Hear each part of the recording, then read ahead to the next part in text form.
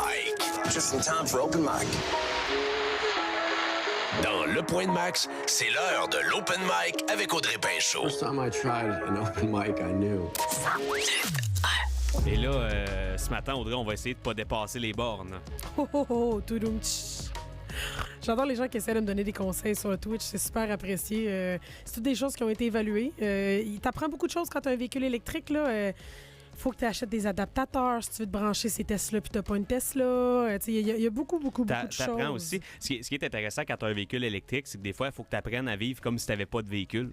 Oui. C'est une autre affaire aussi. Là. Ça aussi, c'est intéressant quand même. Je pourrais te donner des trucs si tu veux. Je vais y prendre parce qu'à date, je suis sans domicile fixe dans ma vie et sans véhicule fixe en ce moment. Si tu veux, là, pour aller au centre Vidéotron, ce soir, il y a des navettes vers les remparts. Il y a la 803 qui passe devant la job qui va t'amener aussi où tu vas pouvoir prendre la 801. Puis ça, tu vas... Je suis censée lifter Véro, il faut vraiment que je trouve une manière. C'est encore drôle pour le transport en commun. Moi, je suis passée sur Pierre-Bertrand tantôt, puis j'ai vu des gens monter sur des buttes de 4 pieds de haut pour être capable de prendre le bus. Bon, tu vois, ça marche pas. En petite botte cute, là, c'est pas super. Non, oui, puis aujourd'hui, c'est ça. Il y a peut-être ça. Le problème, c'est pas le véhicule électrique dans ma vie, c'est mon adaptation. Oui, je réalise que j'ai des souliers ce matin parce que je voulais être prête pour ce soir.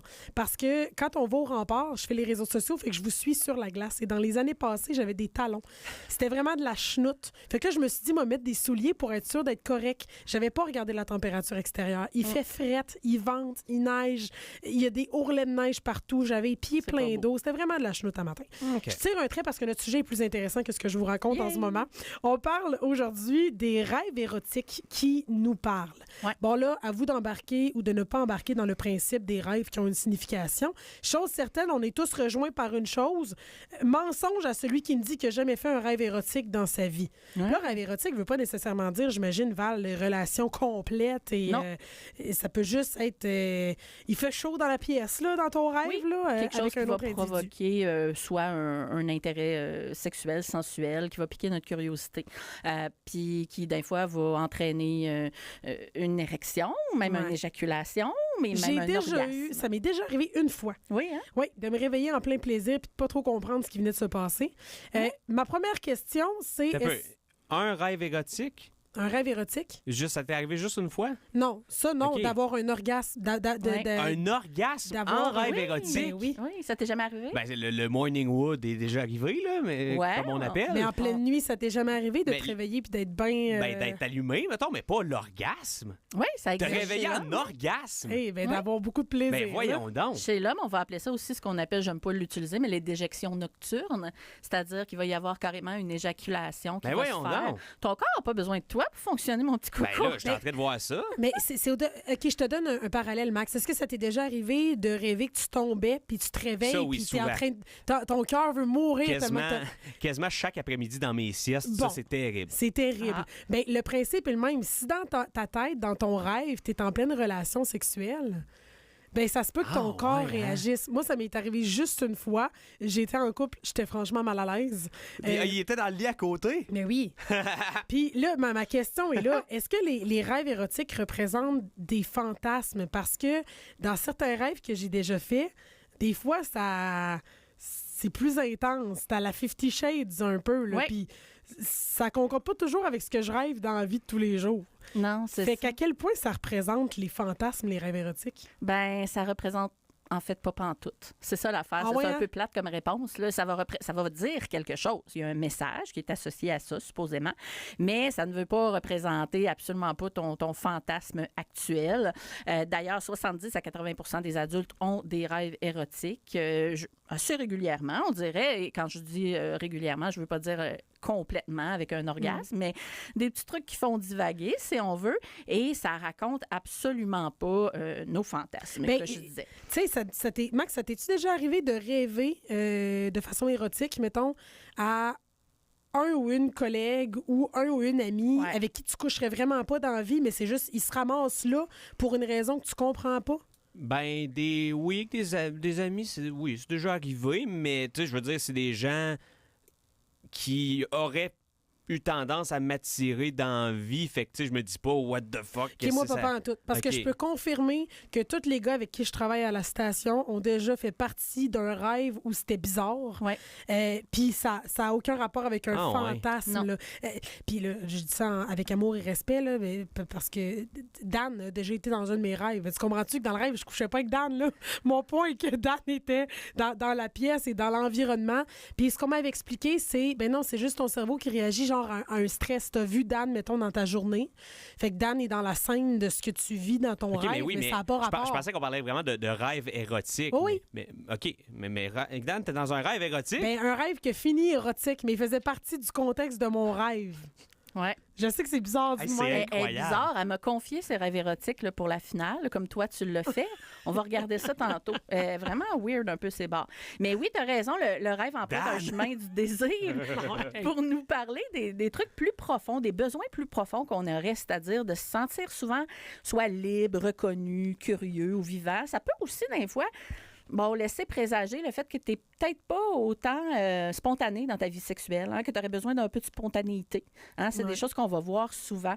Il y a des gens qui vont faire souvent des rêves du même scénario. Je ne sais pas si ça vous arrive ou si c'est pas mal répétitif ou si c'est quelque chose qui est très varié. Mais quand on a un scénario érotique qui se répète, alors là, ça veut dire qu'il y a un message qui insiste quelque part. Hein? Ce message-là, c'est un besoin souvent qui n'a pas été entendu. Ça peut être plein de choses. Ça peut être une émotion qui n'a pas été intégrée. Ça peut être un conflit intérieur, genre une relation qui n'a pas été terminée. C'est ça qui est dur à mettre le doigt dessus. Puis pourquoi il y a du monde qui en font plus que d'autres? Ben, des méchants, des pervers, des cochons. Mais je pense que ça n'a même pas rapport. Comme moi, c'est ça. Non, mais moi, j'ai été surpris la première fois que j'ai fait un rêve érotique. Ouais. J'étais mal. Je comprenais comme pas d'où ça sortait. Tu sais? Ouais, c'est weird la première fois que tu recroises la personne aussi. Ben oui. Effectivement. C'est quelque chose qui reste dans ta tête pour un petit bout. Parce que là, tu te demandes, cette personne-là, tu fais le même rêve en même temps? Oui, ça serait bizarre. Ça se peut? Hein? Pousse pas. Ben non, mais attends, tu sais-tu, toi, comment ça se peut? Ben pas tant, non. Mais vous remarquerez que les rêves érotiques vont souvent revenir quand on est un peu stressé, quand on manque un peu de désir, de plaisir dans notre vie sexuelle. OK? On va se le dire. Là, il y a même quelque chose en sexologie qu'on appelle si ton corps le veut, ton corps va le faire quand tu ne seras pas là. Si tu renies tes désirs, que tu n'es pas d'accord avec le fait que tu dois te masturber, hein, que tu te retiens pour une raison X, que tu ne te laisses pas parler tes désirs, ton corps va le faire à ta place quand tu vas dormir.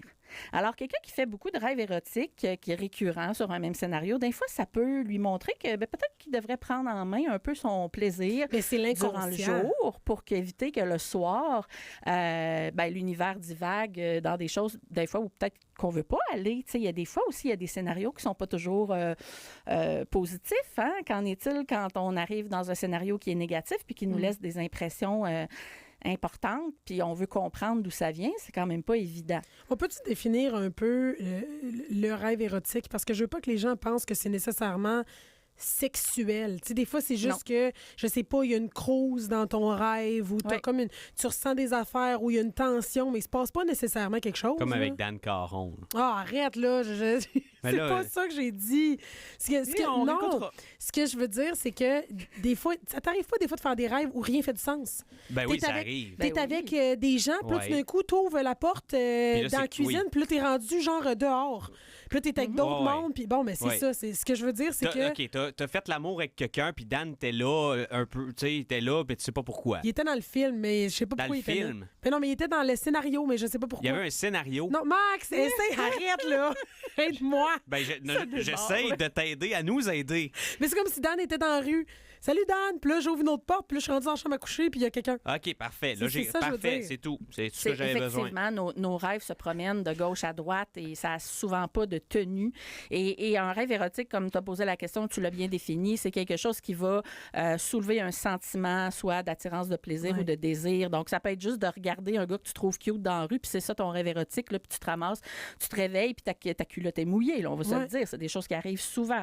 Les femmes font presque autant de rêves érotiques que les hommes. Je ne sais pas si vous saviez, ça contrevient un petit peu j'aurais pensé que les hommes en auraient fait plus. Non, c'est pas mal égal. Moins de 20 des rêves érotiques impliquent la partenaire officielle. Ça, c'est quelque chose qu'on me pose souvent comme question. Mais là, attends une minute, là. Si moi, je rêve, mettons, je sais pas, tout le temps à Denis, mettons. T'sais, Audrey, elle rêve tout le temps à Denis, toute sa vie dans sa tête. Puis pourtant, elle n'a pas d'attirance envers Denis. Je pense que j'ai jamais rêvé, mettons, j'ai jamais vraiment été en couple, mais mettons, quand je voyais quelqu'un s'aider, je pense que j'ai jamais fait de rêve avec cette personne-là pendant que je la voyais. Exactement. Mettons, dans le temps, je la voyais. Je l'ai déjà fait, mettons, avec une fois que c'était rendu une ex officiellement, puis que c'était fini, mettons. Mais je pense que j'ai jamais. Mais c'est parce que c'est comblé, cette personne c'est ça. Exact, je pense que ça doit être ça. Là. Moi, les seules fois où j'ai fait des rêves érotiques qui étaient plus intenses, c'est dans des périodes, justement, où peut-être que l'intimité était moins présente dans ma vie. Voilà. C'est des périodes où, je sais pas, là, t'es stressé, tu travailles plus, tu te vois moins. Tu t'écoutes pas. Ouais. Puis là, tout d'un coup, tu rêves au voisin d'en face pour une raison que tu ignores. Le voisin d'en face? Non, mais est-ce qu'il faut que tu... Il va faire une liste. Ben oui. Faut pas prendre tout ce que je dis pour du cash en ce moment. Le voisin d'en face. C'est des exemples. On va envoyer ça au FBI. Tu culpabilises. Oui. Faut-tu éviter ça, la Parce que moi, à un moment donné, je me suis dit, je suis en train de tromper, je rêve-tu de quelqu'un d'autre? J'ai-tu le goût d'autre chose? Vraiment pas. Le couple, c'est l'équivalent à la sécurité, mais le rêve, c'est pas la sécurité, c'est l'exploration. Fait que ton corps, ton cerveau, il ne fantasme pas toujours là où il est heureux, mais là où il est curieux d'aller.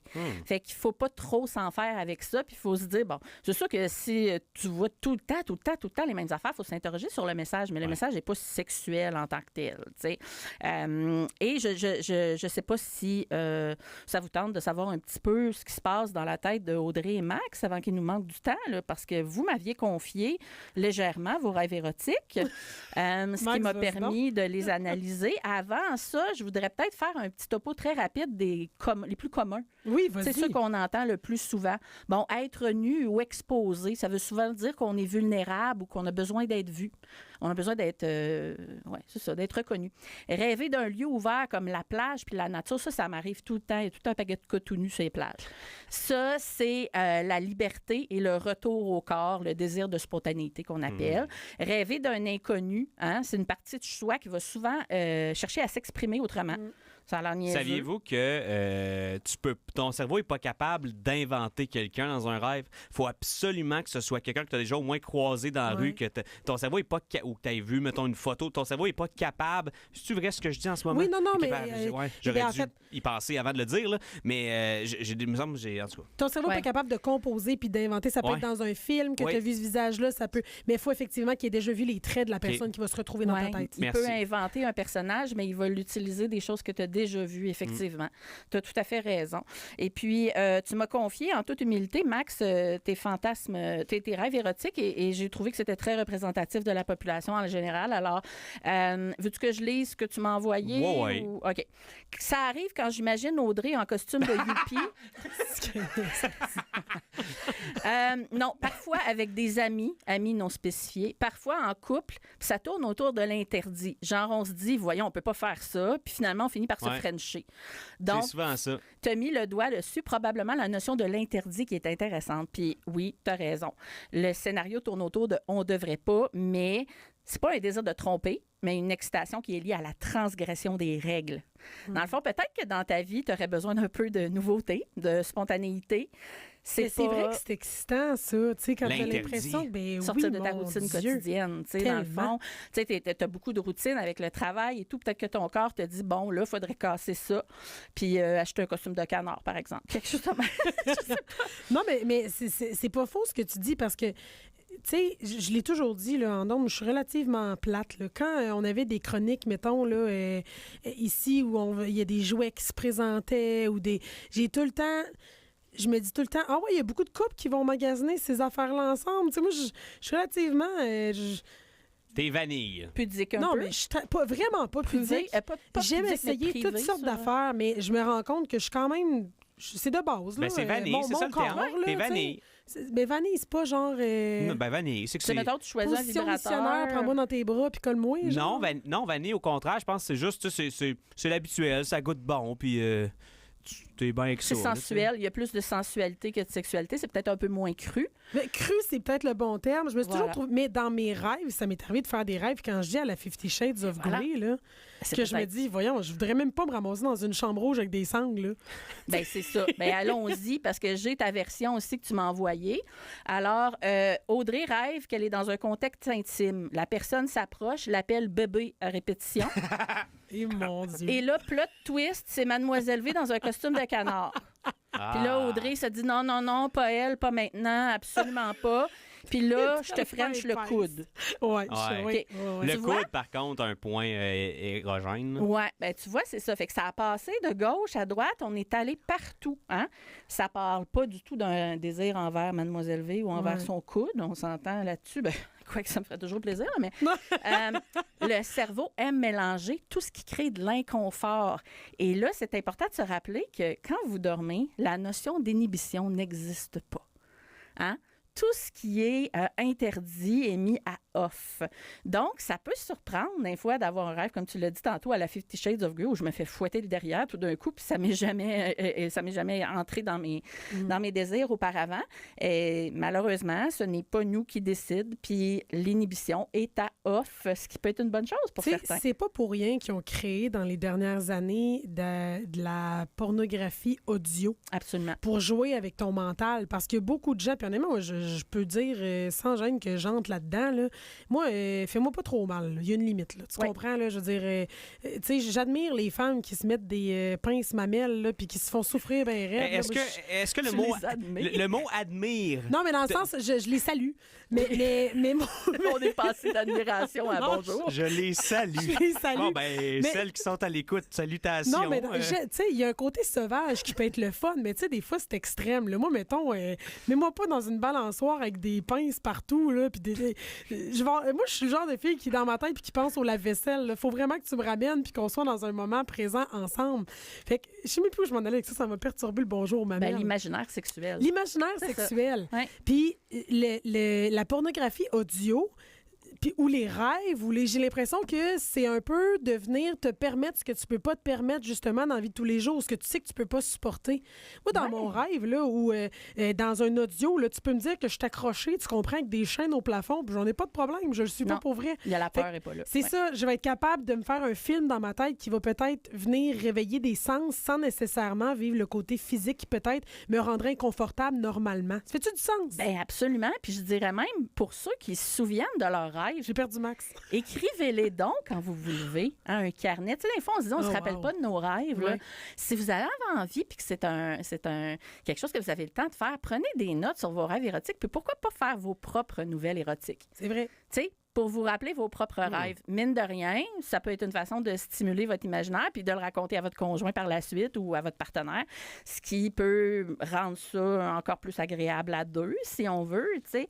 Puis pour ceux qui recevraient des messages un petit peu plus sérieux puis qui ne sauraient pas trop quoi faire avec ça, comme par exemple, je sais pas moi, une situation violente en rêve, puis on pense que ça peut peut-être aller chercher des choses qu'on aurait déjà vécues ou des traumatismes, bien, n'hésitez pas à consulter. Là, c'est pas niaiseux, c'est un message que vous recevez. Votre corps vous l'envoie chaque jour.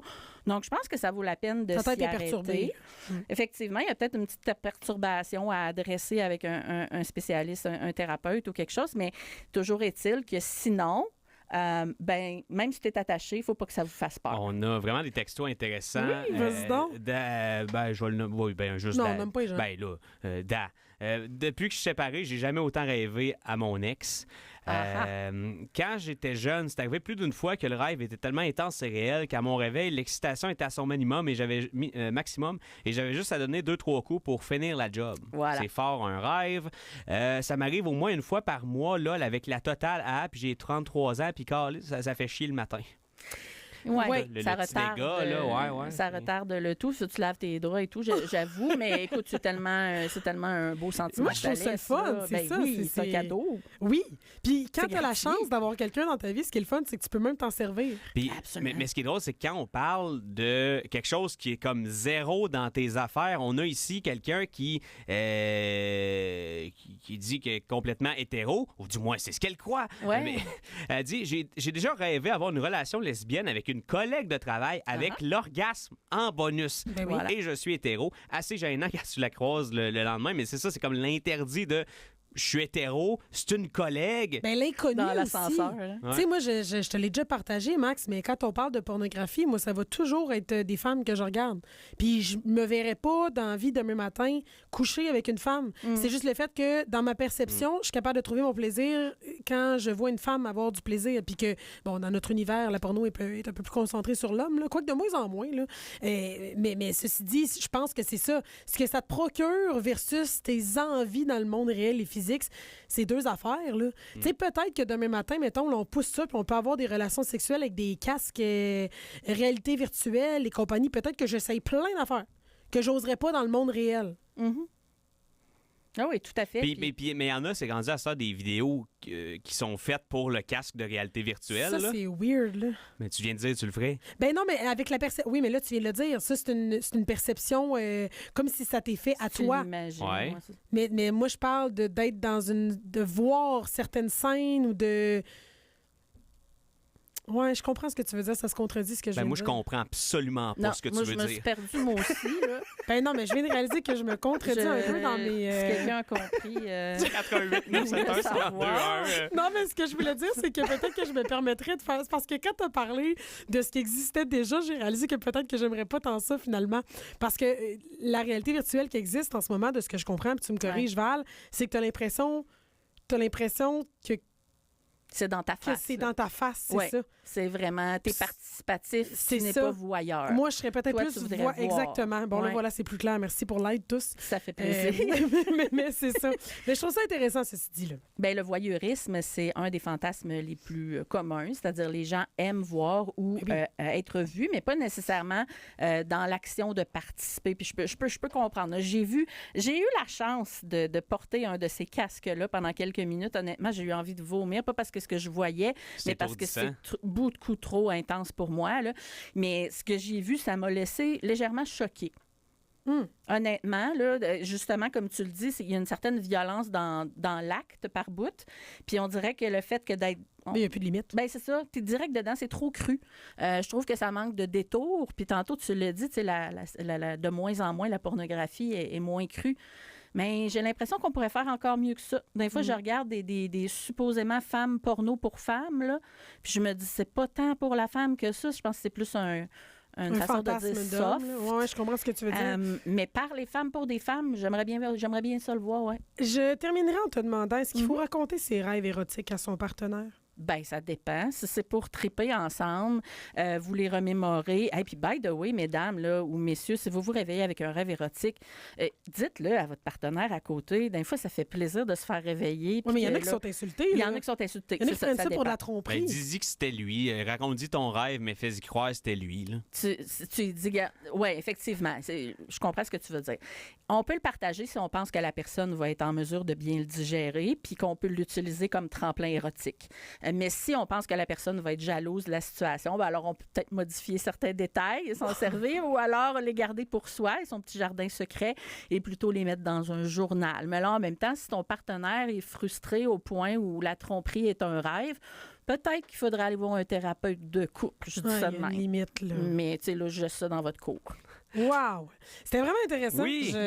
Puis je trouve ça le fun parce qu'on réalise qu'on n'est pas tout seul. Tu sais, des fois, tu vis ces affaires-là, tu culpabilises, puis tu te dis, voyons, je suis normal? C'est parce que ma relation est au bout de sa corde? C'est parce que j'ai envie d'autre chose? 80 du monde. Puis on est normal. Puis, tu sais, je dirais que le 20 qui reste, je sais pas trop sont où, là.